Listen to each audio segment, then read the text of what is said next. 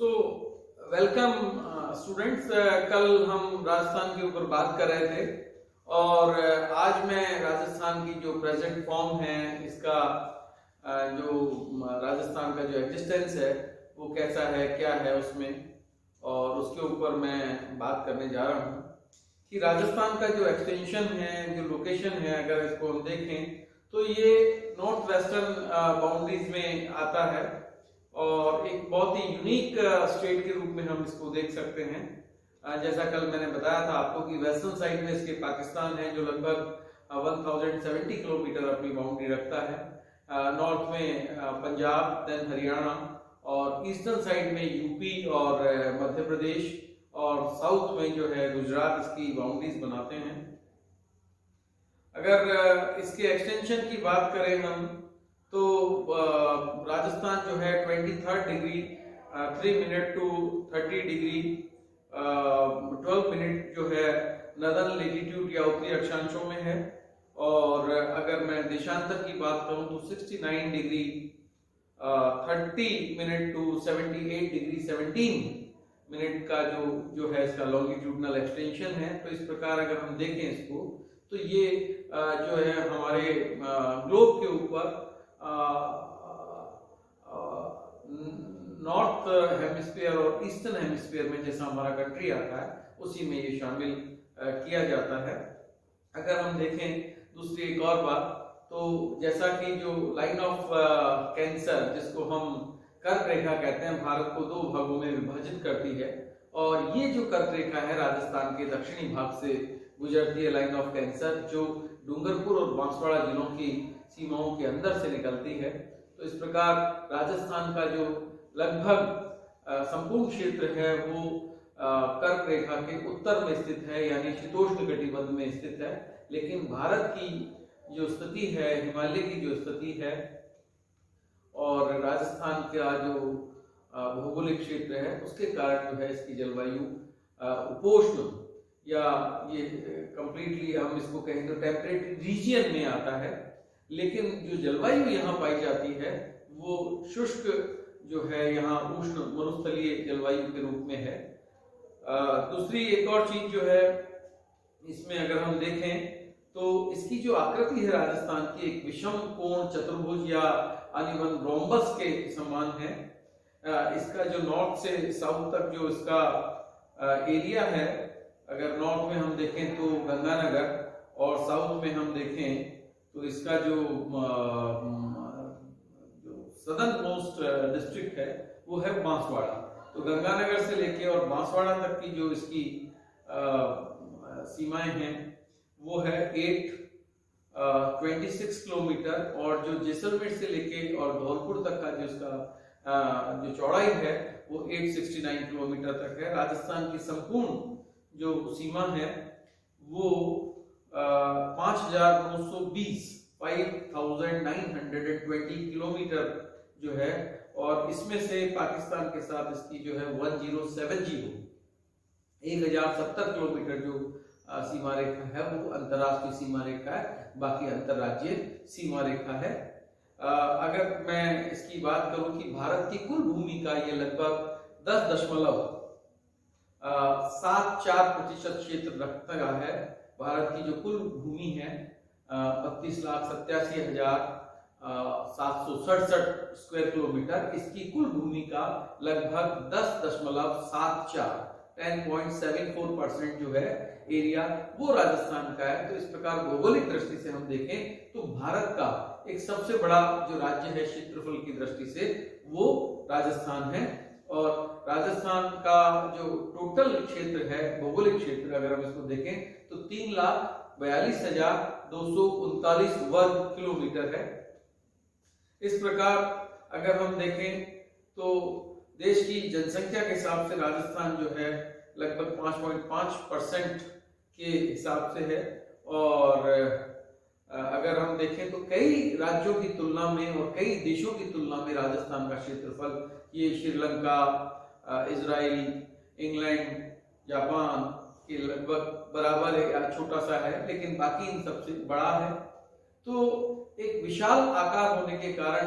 जो है राजस्थान एक अपनी विविधता लिए हुए भी है कि यहाँ विभिन्न प्रकार की भूस्थलाकृतियां जो है वो पाई जाती हैं, और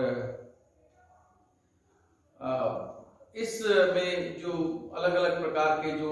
स्थल रूप देखने को मिलते हैं वो इसकी विशालता के कारण ही है। राजस्थान की जो है इसमें अगर हम पॉलिटिकल सिचुएशन को देखें तो 7 संभाग मतलब जो डिवीजन राजस्थान के किए गए हैं उनमें जयपुर, अजमेर, बीकानेर, जोधपुर, उदयपुर, कोटा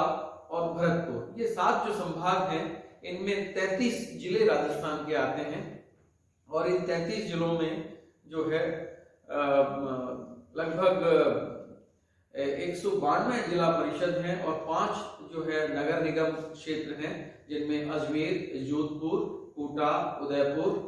और अजमेर, ये जो है यहाँ के क्षेत्र हैं। इसमें अगर हम देखें तो भारत की कुल जो भूमि है वो विश्व की लगभग 2.4% है, जबकि अगर हम आबादी की बात करें तो 17% से ज्यादा आबादी विश्व की वो भारत में निवास करती है। और इसमें भी अगर हम इसको राजस्थान की तुलना में देखें तो यहाँ राजस्थान की जो स्थिति है भारत में वो काफी मजबूत है। भारत का जो है तीसरा बड़ा दूध उत्पादक है, ऊन का सबसे बड़ा उत्पादक क्षेत्र है, पशुधन सबसे ज्यादा राजस्थान में पाया जाता है, और पशुधन में भी अगर हम देखें तो यहाँ जो है गाय, भैंस, बकरियां, भेड़े और ऊंट ये दुधारू पशुओं के रूप में देखी जाती है, जबकि ऊन के लिए जो है यहाँ जो है भेड़ें पाली जाती हैं। भाड़ ढोने के लिए भी जो है यहाँ बैलों को या ऊँटों को पाला जाता है। विश्व की सर्वश्रेष्ठ नस्लों की जो है यहाँ जानवर जिसमें ऊँट और घोड़े पाई जाती। तो इस प्रकार पशुधन जो दुधारू पशुधन है उसकी संख्या राजस्थान में सबसे ज्यादा यहाँ पाई जाती है। यहाँ जो है पूरे भारत का सबसे ज्यादा अधात्विक खनिज जो है वो इसमें निकलता है। इसमें गार्नेट, वॉलस्टोनाइट, तांबड़ा, पन्ना और इस तरह का जो फेल्सपर, इसमें एकाधिकार है पूरे भारत में। टंगस्टन जो सबसे ज्यादा राजस्थान में पाया जाता है, 90% से ज्यादा यहाँ जो है मार्बल को प्रोड्यूस किया जाता है पूरे भारत में। सैंडस्टोन जो है वो मोर देन 70% यहाँ प्रोड्यूस किया जाता है। कोटा स्टोन यहीं उत्पादित होता है। जिंक और लेड का जो सबसे ज्यादा प्रोडक्शन है वो भी राजस्थान में है। भारत का सबसे ज्यादा सीमेंट, और खास तौर से इसमें अगर मैं बात करूं अजमेर का जो ब्यावर के पास स्थित श्री सीमेंट है, इसने काफी बार भारत में सबसे ज्यादा एक पर्टिकुलर यूनिट के रूप में सबसे ज्यादा सीमेंट को प्रोड्यूस किया है। सरसों बहुत ज्यादा यहाँ की जलवायु जो है उसके हिसाब से यहाँ सरसों यहाँ की रबी की फसल है और यहाँ काफी उत्पादित की जाती है। उसके अलावा इसबगोल, जीरा और धनिया, मेथी, ये जो है पूरे भारत में सर्वाधिक राजस्थान में उत्पादित किए जाते हैं। जीरे की बात करें तो जीरे की मार्केटिंग जो है गुजरात करता है, लेकिन उत्पादक जो इसका क्षेत्र है वो लगभग पश्चिमी राजस्थान जो है, यहाँ रबी क्रॉप के रूप में जीरा काफी ज्यादा पैदा किया जाता है। इसबगोल जो है ये काफी मात्रा में यहाँ जो है दक्षिण पूर्वी राज्यों में पैदा किया जाता है। तो इस प्रकार अगर हम देखें यहाँ का जो भौगोलिक क्षेत्रफल भी अगर है तो कुल भारत की भूमि का 10.74% है। जनसंख्या की अगर दृष्टि से हम बात करें तो राजस्थान में 6,86,00,000 से ज्यादा, लगभग 7 करोड़ अगर मैं इसको कहूं तो ये 2011 की जो जनगणना थी, और इसमें जो लिंगानुपात है वो 1000 पुरुषों पर लगभग 926 जो है महिलाओं की उपस्थिति, यानी ये भारत का जो एक लिंगानुपात है उसके हिसाब से अगर हम देखें तो भी कम है, क्योंकि भारत में 1000 पुरुषों पर जो औसत रूप से महिलाओं की संख्या है वो 940 के लगभग पाई जाती है। साक्षरता की अगर हम बात करें राजस्थान में तो साक्षरता लगभग 67% जो है यहाँ पर आबादी जो है वो साक्षर है। और अगर आय की बात करें तो 25,000 के लगभग प्रति व्यक्ति यहाँ पर आय जो है वो उपलब्ध है। विद्युत का भी अगर हम उपभोग करें किलोवाट में, तो लगभग ये भारत के जो एक सामान्य जो 400 से ऊपर जो भारत का है उसकी तुलना में राजस्थान में 600 से ज्यादा प्रति व्यक्ति जो है किलोवाट विद्युत का उपभोग करता है। अगर राजस्थान में एक रूप से हम देखें तो राजस्थान अपने निर्माण काल के दौरान से लेकर, क्योंकि राजस्थान का निर्माण इसके लिए मैं एक अलग से जो है व्याख्यान के रूप में बताऊंगा कि राजस्थान का जो निर्माण है वो किस प्रकार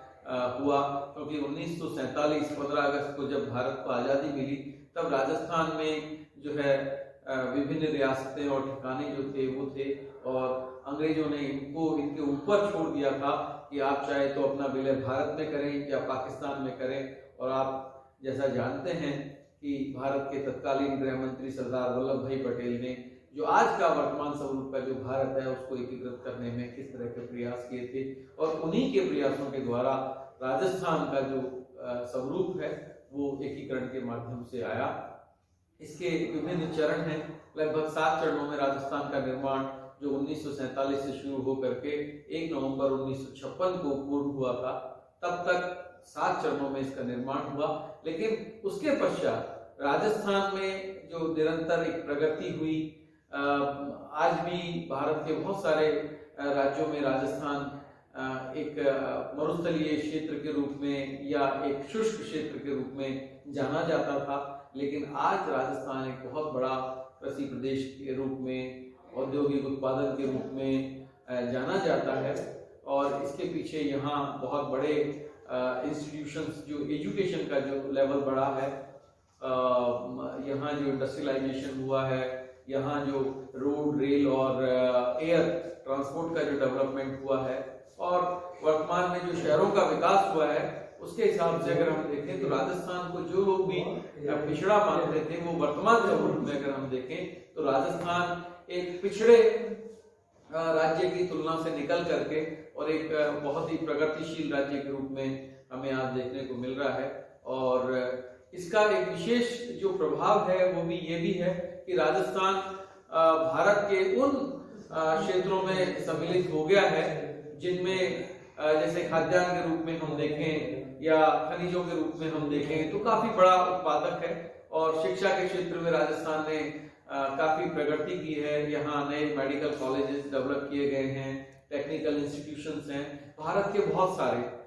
जो रिसर्च इंस्टीट्यूशंस हैं, जिनमें वेस्ट जोन के लिए जो है जोधपुर काजरी के नाम से एक इंस्टीट्यूशन है। अगर हम देखें सरसों का नेशनल रिसर्च इंस्टीट्यूट जो है भरतपुर में है, स्पाइसी सीड के लिए अजमेर में एक रिसर्च इंस्टीट्यूट है नेशनल लेवल का, इसी तरह से बफेलो का जो है वो जयपुर बस्सी में है, शीप्स के लिए अंबिकानगर टोंक में है। तो ये जो रिसर्च इंस्टीट्यूट है इनका और जो मॉडर्न फार्मिंग की जितनी भी टेक्निक्स हैं आज राजस्थान के किसान वो उपयोग कर रहे हैं, चाहे वो एग्रीकल्चर मार्केटिंग की हो, चाहे वो दूसरी और चीजों की हो, चाहे वो इक्विपमेंट या मशीनों की हो। तो इस प्रकार हम देख सकते हैं कि राजस्थान का जो मॉडर्न जो एरा है, क्योंकि राजस्थान का जो एक बेसिक जो एक पीरियड था वो प्री हिस्ट्री की अगर हम बात करें तो वो जो पैलियोलिथिक और नियोलिथिक और जो स्टोन एज की बात थी, या उसके बाद जो कॉपर एज की बात थी, या उसके बाद जो आयरन एज आई, और उसके बाद जो जनपद युग आया, गुप्ता पीरियड आया, और उसके बाद जो राजपूत डायनेस्टी जितनी आई थी, इसके ऊपर हम बात करेंगे एक अलग से टॉपिक पर अभी जो राजस्थान का एक एरिया किस तरह से वो आज प्रेजेंट राजस्थान है और उसमें हो क्या रहा है, कितना कुछ इसमें है, वो मैं आपसे आज चर्चा की। और उम्मीद करता हूं कि आपको ये चीजें बड़ी अच्छे से समझ में आ गई होंगी। अगले जो इंट्रोडक्शन का जो पार्ट है इसमें 2 चीजें मैं राजस्थान की और लूंगा, और उन 2 चीजों में जो है एक तो राजस्थान का हिस्टोरिकल बैकग्राउंड कि राजस्थान को किन नामों से किस किस एरिया को जाना जाता था, और दूसरा जो मेन टॉपिक है इसका वो इंटीग्रेशन ऑफ राजस्थान कि राजस्थान को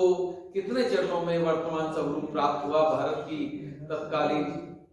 जो है आजादी मिलने के पश्चात तत्कालीन जो गृह मंत्री सरदार वल्लभ भाई पटेल ने जो भूमिका अपनी निभाई और किस प्रकार राजस्थान का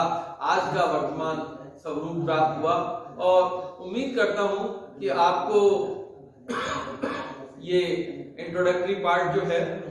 इसमें अभी 1 2 3 लेक्चर और चलेंगे और उसके बाद जो है हम स्टार्ट करेंगे राजस्थान की फिजियोग्राफी से। तो उम्मीद करता हूं कि आज आपको ये टॉपिक पसंद आ गया होगा और जहां कहीं भी आपको डाउट्स हो तो अगर आप अपने डाउट्स को व्हाट्सएप के माध्यम से दे सकते हैं। तो आज के लिए बस इतना ही और नेक्स्ट लेक्चर में हम बात करेंगे राजस्थान की प्री हिस्ट्री की और उसके बाद इंटीग्रेशन ऑफ राजस्थान की। Thanks a lot. आप सभी से ये उम्मीद रहेगी कि आप अपने इन लेक्चर्स को देख करके और अपनी पढ़ाई को जारी रखें।